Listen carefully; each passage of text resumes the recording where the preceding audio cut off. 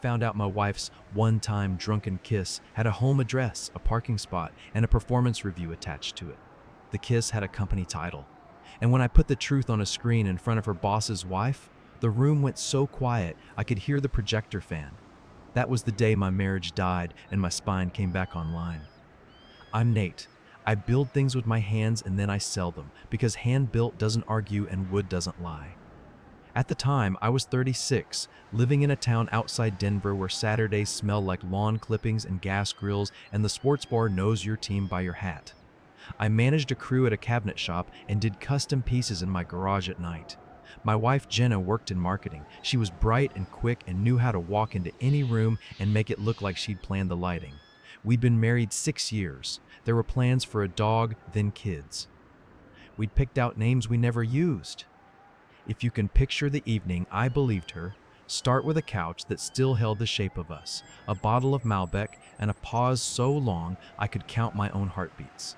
She said it like a surgeon with steady hands. It was a small thing, a stupid thing. A one-time kiss after an office happy hour. Too much wine, she said. She cried. She told me she hated herself for it.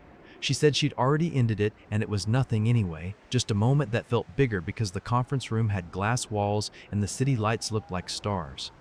I wanted to be a good man more than I wanted to be right. I told her I forgave her. I meant it. I pictured us getting through this and telling friends one day that love is a choice, that you have to touch hurt with your bare hands and trust it won't bite again. After that talk, she became a model citizen of our marriage. She deleted a number labeled simply K and told me she told the guy to never speak to her again. She came home on time. The phone face down became the phone face up. She talked about recipes. There were long Sunday walks around Sloan's Lake with hot coffee and the sun in our eyes. She even left her team, said she needed a fresh start, and took a new job at Alder and Finch, an agency with a polished website and a lobby plant I swear deserved its own W-2. She brought home a mug printed with their slogan. Do good work, it said, which I took as a truce. The first hairline crack was boring. The things that break you rarely announce themselves. It was a Tuesday in March. She told me she had a happy hour with her team to celebrate onboarding, but the Uber receipt on our shared email showed a drop-off 7 blocks past the bar's address, out by a cluster of luxury townhomes where the streets have names that sound like they were invented by a realtor at midnight. When I asked, she blinked, then smiled. "Oh, I'm terrible with pins," she said. "I must have fat-fingered the address." The driver probably missed the turn. She scrolled on her phone, shrugged, and kissed my cheek like punctuation. The second crack was a smell. It was cologne, not mine. It lodged in our couch like a dare. I recognized cedar and spice because that's what I used to finish walnut. She said a guy from her team hugged her when he left the bar. "Old friend," she said. "Oversharing," she said. I stood in the kitchen and wiped my hands on a dish towel and told myself not to be that guy. The third crack was the calendar. Jenna had shared her Google Calendar with me the year we got married because we kept double booking holidays. After the great Malbec confession, she'd kept it shared. I didn't check it often because I didn't want to live like a detective. But one night, while I was ordering drawer pulls, a notification popped up on my laptop for a new event in her calendar titled Office Hours. It repeated every Thursday, 6 to 8, location, Conference A. When I clicked, it said created by R. Shaw. When I clicked, it said created by R. Shaw. I hovered there, feeling the old heartbeat counting game again, and then I closed my laptop like I was snuffing a flame. If you've never tried to rebuild trust, it's heavy. You push it uphill and tell yourself the burn is growth. I gave her grace. I kept my mouth shut, I told myself stories, and I carried that weight. April turned to May. Alder and Finch told everyone to come in 3 days a week for culture. Jenna started wearing the kind of dresses that photograph well against exposed brick. She was sharp and focused, and I swear, on good days I loved the work ethic in her like it was a shared religion. We did date nights again. We made a list on the fridge titled Summer Things and added breweries, a camping trip we never took, and a chalk note that said, just us. The night the truth woke up, it was because of a calendar invite. If you want to know how lies break, it's not usually a hotel key under a lamp, it's a dot on a grid. She was on the couch, laptop open, typing into a Slack channel called Growth Team. I was at the dining table rubbing oil into a maple cutting board for a client who liked his initials carved deep. Jenna stood to get more tea, and her laptop chimed. An invite appeared. My eyes caught it by accident because I was sitting right there. It was from Ronan Shaw to Jenna Miles. Subject, Thursday office hours. Location 2006 W, Wild Iris, CT, Unit 3. That was a home address. My name pressed itself into my mouth and stayed there. I didn't say it out loud. I looked at Jenna's face and she didn't look scared. She looked relieved, like some machine inside her got what it wanted. She clicked accept and set the laptop down. Want anything from the kitchen? She asked. Just water, I said, my voice pleasantly boring. She went to the sink. I took my phone and snapped a photo of the invite on her screen because 8 months earlier I had believed in sainthood. Then I sent the photo to my own email because a part of me that learned from splinters knows you keep proof. I told myself a story first. Maybe office hours was about mentoring. Maybe the agency used cute names for late-night brainstorms, and maybe Jenna's new boss liked to meet at homes because he was eccentric and famous and didn't believe in desks. I looked up Alder and Finch's leadership page. The CEO was a woman named Angela. The creative director was a man named Ronan S. I clicked his bio. There he was, clean jaw, linen shirt, dream life in the parentheses, words like storyteller and brand steward. Married, 2 kids, volunteer board member for a community garden. His photo was a perfect ratio of handsome and safe. I clicked his LinkedIn. There was a public post about how leaders should be accessible. Office hours with my team, he'd written. A photo showed a long table with laptops and smiling people and Ronan at the head. It was shot in Alder and Finch's conference room, not a living room with a gas fireplace and a fiddle leaf fig, which is what popped up when I took that home address and dropped it into Maps. I showed up the first Thursday. I could pretend I had plans. I told Jenna I was meeting a contractor about a built-in for a dentist office and that it might run late. She nodded and kissed me and left in a black dress I knew by the zipper. I waited 10 minutes and then got into my truck and drove to the address. The townhouse alley was quiet, all garage doors and security lights. It smelled like wet concrete. I turned off my engine and sat there with my hands on the wheel like they were learning how to pray. At 6:14 p.m., a silver Audi pulled into the alley and slid into Unit 3's garage. The license plate had the agency's initials on the frame. The driver's hair caught the light. It was the creative director, no linen shirt, just a casual sweater that probably cost more than my planer. He got out, hit the door button, and the garage died into quiet. At 6:22 p.m., another car rolled up, a lift, and Jenna stepped out. She didn't look nervous. She looked like she was walking into a story she believed in. The garage door opened. She went inside. The door closed. I sat there until 8. I tried to swallow. I tried to breathe. I tried to think of something to do that would save me and not destroy me, and nothing in that alley offered instructions. When she came out at 8,009, her hair was in a new shape and her mouth had that post-wine looseness that wants to confess without consequences. She didn't see me. She walked to the corner. The Lyft driver, bless his schedule, pulled up on time. She left. I didn't go home. I drove to a 24-hour diner and ordered coffee so I'd have something safe to hold. I made a folder on my phone called A&F. I dropped the photo of the calendar invite into it, then I scrolled back and started collecting. The Uber receipt with the wrong PIN, the cologne idea I'd dismissed, the recurring office hours, a screenshot of Ronan's LinkedIn post, a photo of the townhouse pulled from Zillow because people like to brag about square footage when they sell. I jotted the date and time I'd seen her enter. I took notes on the stupidest details because details keep you sane when the narrative would rather eat you. On the way home, I rehearsed. If she admitted it, what would I do? If she lied, what would I do? If she cried, what would I do? I didn't arrive at answers so much as poses. When I walked in, she was in the shower, humming. The steam turned our bathroom mirror into fog. She came out in my old college tee and smiled like I was the person you smile at when your life is exactly as you ordered it. How was the contractor? She asked. He was late, I said. We rescheduled for next week. I'm sorry, she said. I know you hate that. She kissed me and tasted like mint. I didn't ask myself what it covered. I was so tired of interrogating air. I didn't confront her that week, or the next. I became, briefly, a man I didn't recognize. Quiet, polite, extra attentive. You'd think it was because I still wanted to believe in our marriage. That's true, but the bigger truth is uglier. I wanted enough rope to pull the whole thing into the daylight so there'd be no talk of misunderstandings or we were just brainstorming the fall campaign. I wanted the kind of proof you can't candle and see through. I wanted to be done with the phase of my life where I had to take someone's word for it. So I did boring, legal, absolutely normal things. I took photos of calendar invites. I saved Lyft receipts from our shared email.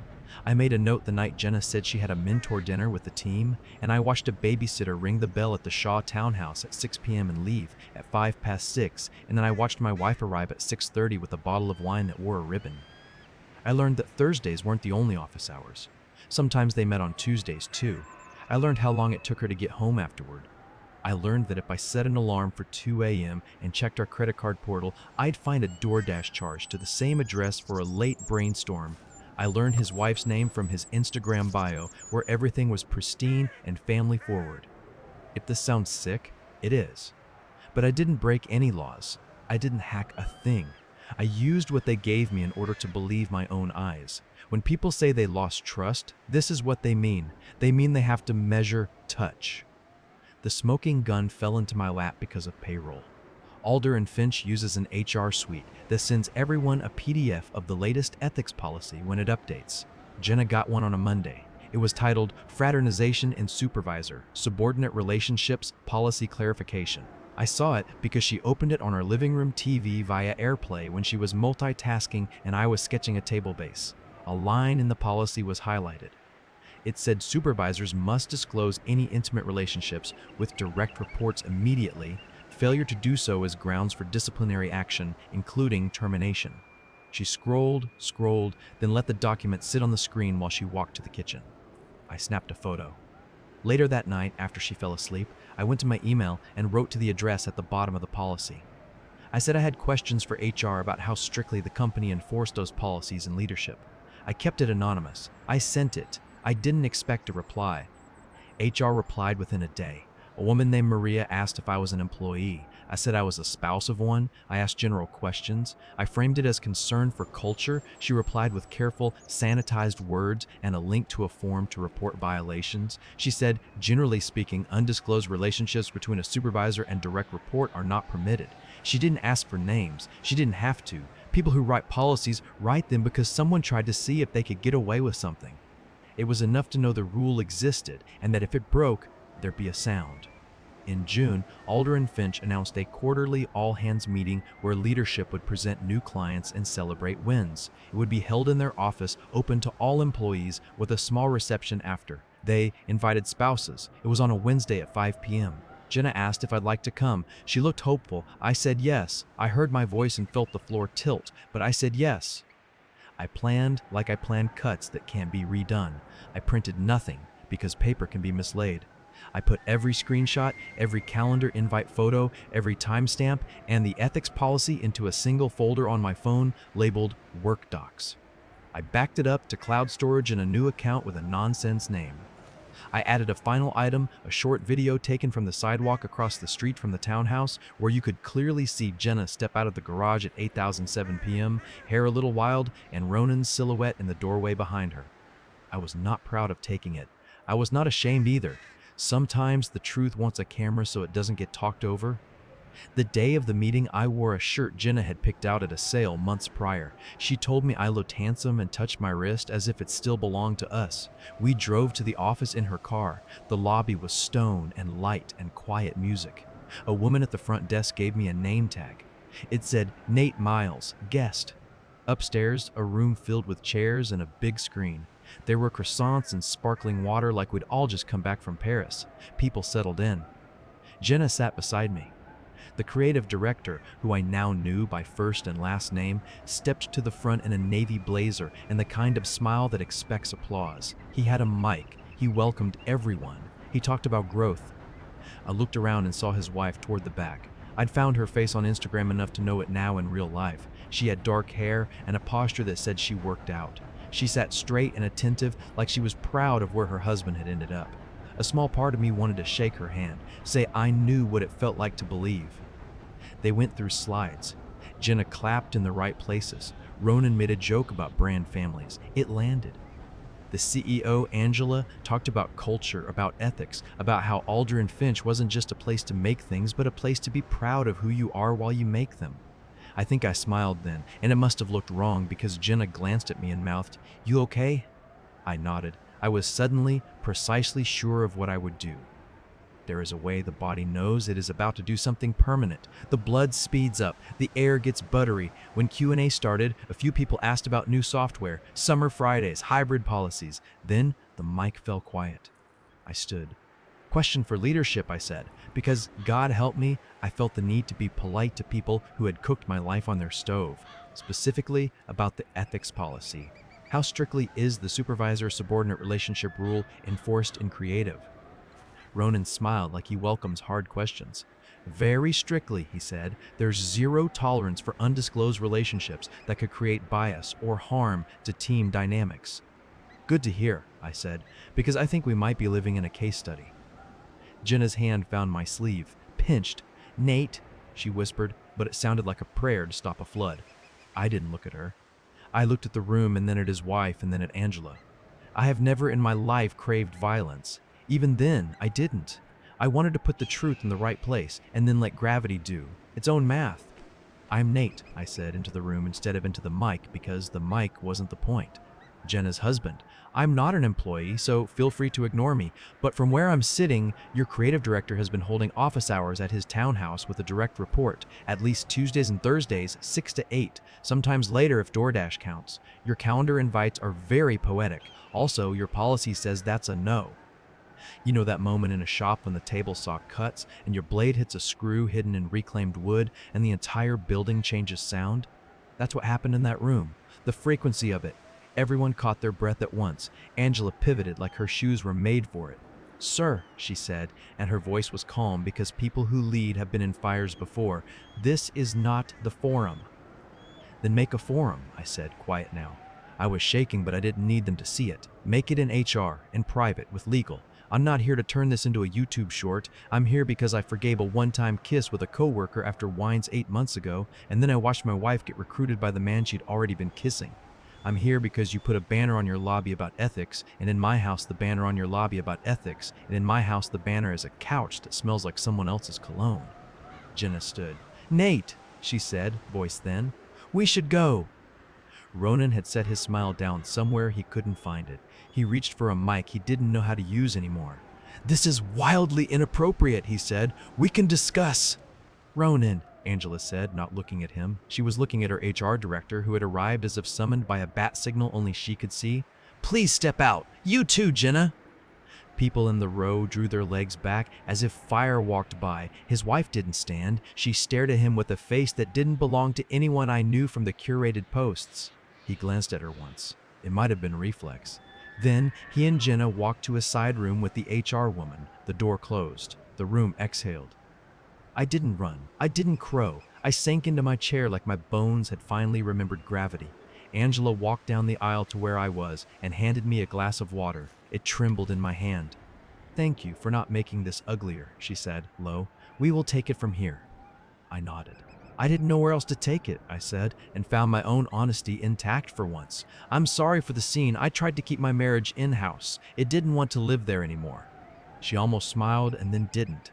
The room emptied in polite murmurs. His wife passed by me without looking, following HR. I thought about the part of her that had made the babysitter schedules and checked Ronan's collar for Lent and told the kids dad works late. There are so many of us. We should have a union. I didn't go into the side room. I didn't need a front row seat to something that had already shredded me. I left. In the elevator, my hands stopped shaking. In the lobby, I paused and watched the way light hit the plant. It was perfect. It made me want to rip it out of the pot and plant it in the yard that knew my name. Jenna called me 5 times that night. I let it ring. She came home late, eyes red, voice soft like the first snowfall. It wasn't like you think, she said in the kitchen, and to her credit, she didn't try to sell me that version more than once. I mean, it started before, but we weren't. Don't, I said. Don't rewrite the script while the credits are rolling. I told you about the kiss because I couldn't carry it, she said. I thought if I told you a piece, I could be better. I tried to be better. But then he hired me, and You practiced being honest on a decoy, I said. So when the main act showed up, you could say, you're the woman who tells the truth. She cried into her hands. I wanted to be carved from stone. I wanted to be a person who didn't still reflexively hand her a tissue. I handed her a tissue. They suspended both of us, she said. HR said it's an undisclosed relationship, that I was a direct report. They're talking about termination. I think I'm going to lose my job. I'm sorry, I said, because sorrow is not a finite resource, and I had a lot of it. I don't want to lose you, she said. I messed up. I know it. I don't know why I kept walking into the same fire. You're good, Nate. You're steady. I know I got used to that. I know I took it for granted. Please, can we try to fix us? I thought of the alley, of the babysitter, of the way she'd looked walking into that garage like something in her had finally arrived. I thought of Malbec on a couch and the way I had believed in sainthood. I thought of my hands sanding maple because it doesn't argue. No, I said, you played games with the truth. I played along. That's on me, but I'm done playing. She slept on the couch. In the morning, she packed a bag. We didn't throw things. We didn't break plates. She left. The house held the outline of her like a chalk drawing. The next week, Alder and Finch made it official. Both violated policy. Both separated. I didn't have to push. A machine I didn't build rolled forward because it was designed to move when certain buttons got pressed. In a fairer universe, all betrayals would be so mechanically discouraging. In ours, some are, some aren't. I didn't burn our wedding photos. I put them in a box in the garage behind the clamps. I opened a new bank account. I called my buddy Chris, who owned a small shop that building contractors used when they wanted an artisan finish and the budget had room to breathe. You still thinking about going out on your own? He asked, as if we'd been in a different conversation. I'm thinking about not asking for permission anymore, I said. Good, he said. Let's build something and sell it for a number that makes you forget your last name was plural. I filed paperwork, bought a logo from a freelancer, ordered business cards that arrived in a box that smelled like potential. I leased a small space that used to be a motorcycle repair shop and smelled like victory and oil. I brought my planer and my clamps and that maple cutting board with the deep initials I never delivered because the client moved and ghosted. I kept it as a reminder that sometimes the thing you make feeds you in a way you didn't plan. People found me. It wasn't magic. It was neighbors and contractors and someone's cousin who saw a table I'd done in a photo and wanted one like it, but bigger. I made mistakes. I learned how to use accounting software without throwing my laptop through the window. I built a 6x3 river table for a real estate office and tried not to laugh when they called the epoxy sexy. I locked up at night and stood in the doorway and listened to the hum of equipment cooling, that particular sound that means a day was used well. In August, I saw Jenna at the grocery store. She worked the register. She wore the store's red polo and a name tag that said Jenna in a font that could not possibly hold the life we'd lived before. She looked smaller, not thinner, just smaller, like a person after you finished measuring the parts of them that used to dwarf your common sense. Hey, she said, scanning my coffee and bananas like she had the right to price them. How's the shop? It's mine, I said. That's how it is. I'm happy for you, she said, and I believed the part of her that believed it. She handed me a receipt and didn't try to touch my hand. We were suddenly two people who could be polite and not die from it. I walked out and sat in my truck and cried for exactly 1 minute and 40 seconds. Then I drove to the shop and made a mortise and tenon joint so crisp I could have cut my lip on it. A year later, the shop paid my bills. It paid them without tricks. I had a waiting list long enough to make me nervous and grateful. On Saturdays, I taught a free class for kids on how to build a birdhouse. Watching a 10-year-old hold up a thing they made fixes parts of your brain. After class, I'd unlock the front door and smell sawdust and coffee and the kind of clean you get from starting over. A woman came in once to order a bench for her yoga studio and left a week later with a bench and my number. Her name was Tessa. She had the kind of laugh that sounds like someone giving you a present and insisting you open it now. We're not a miracle. We're two people who like each other and make plans smaller than forever and somehow truer. Sometimes, late at night, I think of that room at Alder and Finch and the way the air changed when I said the quiet part into a microphoneless space. I don't feel proud. I feel finished. The revenge wasn't watching them lose their jobs. It was standing in my own life again and realizing I didn't have to audition to stay. If you ask what I learned, it's this. People can weaponize honesty by handing you a piece so you'll stop looking for the whole. It was just a kiss is often a prologue that wants a standing ovation. Love is not a moral trick. Forgiveness isn't amnesia, and you do not owe anyone your willingness to be fooled more than once. The last time Jenna texted me, she wrote that she was moving to Fort Collins to be closer to her sister and could we meet for coffee to talk about things. I typed and erased and typed and erased and finally sent her one line. You played manipulation games. I just stopped playing. She sent back a thumbs up. The little icon felt dumb and final.